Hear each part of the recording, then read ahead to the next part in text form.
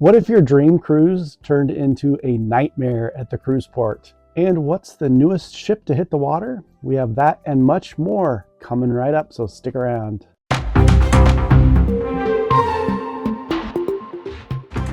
Thanks for joining us today. My name is Jordan from Beyond the Dock, and we are covering your cruise news for today, Tuesday, March 25th, 2025. Norwegian Cruise Line's newest ship, Norwegian Aqua, has set sail. It's taking a few voyages in Europe before it heads to its home port in Florida. Now, I'm really excited about this ship. It's their first Prima Plus class ship, and it has features like the roller coaster water slide, which looks pretty cool. I'm excited for that. They call it the Aqua Slide Coaster. There's a glow court that it transforms into a nightclub at night, and they have the Aqua Game Zone.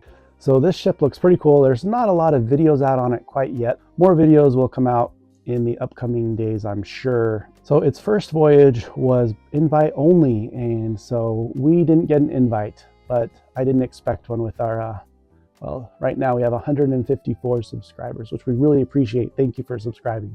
While we're on the subject of that, if you haven't subscribed yet, please subscribe to our channel. It really helps us.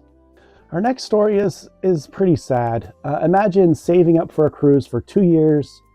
You surprise your kids, you make sure everything is in order, you get to the port and they won't let your 16-year-old son on board because he doesn't have the proper identification. This happened to one family. It's pretty sad. The mother says that she made sure she had all the documents.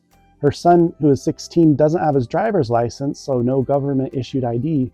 But she says she called Royal Caribbean and they confirmed that he could get on with his birth certificate and student ID. But once at the port, they said, no, it has to be a government issued ID. And she explained, but I called and they said it would work. And they said, sorry, not happening. So she was in tears, as you can imagine. And she asked to speak to a supervisor. She said, the supervisor said, sorry, he's not getting on board, and walked away. So she called her travel agent. The travel agent called Royal Caribbean, and by this time, the ship had already sailed away. And then one story I read said Royal Caribbean admitted it was their fault and he should have been able to board. Other reports didn't say anything like that, so I'm not sure what exactly Royal Caribbean did say. They did offer to let her board the ship at their first stop, which she refused. They offered a full refund. She refused that. They offered credit plus $700 onboard credit, and she refused that as well. The reason she's refusing everything is because she wants to be compensated for travel and all the other expenses associated with traveling to the cruise port, like food and hotel, all that stuff. Because she feels it was Royal Caribbean's fault, because she claims they told her that student issued ID would be okay. When I first read this story, I didn't see that Royal Caribbean had admitted it was their fault. The story I read didn't say anything like that, so I looked that up. On Royal Caribbean's website, it says 15 and under can travel with just an original or notarized birth certificate. 16 and over need the birth certificate and government-issued ID. So I am confused now. Why did Royal Caribbean say it was okay with a student ID if their website says it must be government ID? Now, when we first started cruising with kids, we got them all passports. We didn't want to risk anything or have any issues. Those that were under 16, we still got them a passport.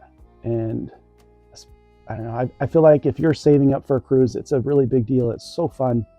We didn't want anything to interfere with going on the cruise. So we made sure, just to be safe, we got everyone passports. But what do you think? Tell me in the comments below.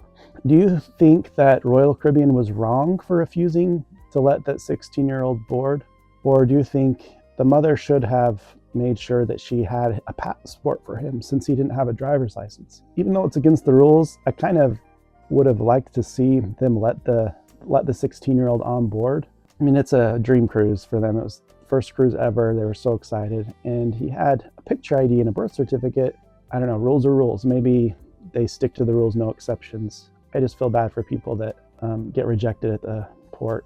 Story number 3 is a tragic accident. There was a 73-year-old woman riding a jet ski at Half Moon Cay, which is Carnival's private island. The report says she lost control and ran into rocks where she passed away. So she was on board Holland America.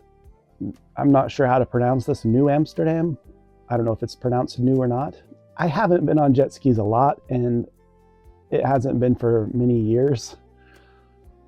I can see how they're a little tricky to get used to. Turning might be a little difficult until you get the hang of it. So this does bring up safety concerns. So I was looking into this, and there have been other deaths on jet skis, but they are very rare and spread apart by many years. But it just brings back the need to make sure that when you're dealing with something that could potentially be deadly, that you take precautions and make sure you feel comfortable before being set loose. When we did our Segway excursion, Amy wasn't quite comfortable. You could see that she didn't quite have the hang of it yet, and the instructor took extra time to make sure that she got the hang of it and that she was safe before we all left on the excursion. And I haven't been on a jet ski excursion, so I'm not sure the process they follow, but I would imagine it's something similar. So the cruise line is still investigating, and they have offered support for the family. Our final story is Disney Destiny has finally touched water. Now, it hasn't been released yet. It still has more tests to run through. This is the stage in building where the ship is actually in water now. So there's a lot more to go still ahead. The ship is scheduled to debut later this year in November. It's the third Wish class ship from Disney, joining Disney Wish and the Disney Treasure. It will have its home port in Port Everglades and will offer 4 to 5 night sailings to the Bahamas and Western Caribbean. So like all Disney ships, it has some themed rooms like Lion King inspired dinner theater, Black Panther atrium statue. It has the Incredibles themed sweet shop and a Cruella de Vil inspired adults only lounge. I'm sure once the ship sets sail later on this year that it will be amazing, and I'm excited to see the pictures and videos from that ship. I haven't been on a Disney ship yet. Maybe once I have grandkids, I'll go on it. I know it's not just for kids. There is one other story I did want to touch on really quickly. I wasn't sure if I was going to talk about it just because it is a little bit disturbing, but there were 2 men arrested recently for inappropriate contact with a minor.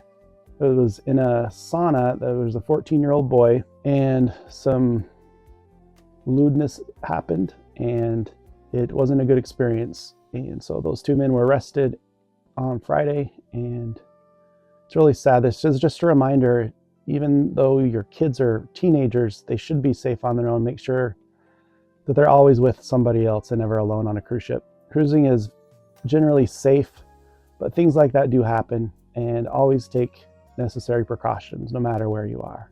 So that's it for our cruise news today. The cruise industry is always evolving. It's always growing, new ships coming out, new experiences, and new ways for us to have fun and enjoy the open seas. There are unexpected issues that happen. So before you go on a cruise, always make sure you understand the rules and what you need to bring. Any excursions, make sure you go cover all the safety information. And as always, protect yourself, keep your guard up, but still have fun. That's it for now. So until next time, we'll see you as we travel beyond the dock. Happy cruising.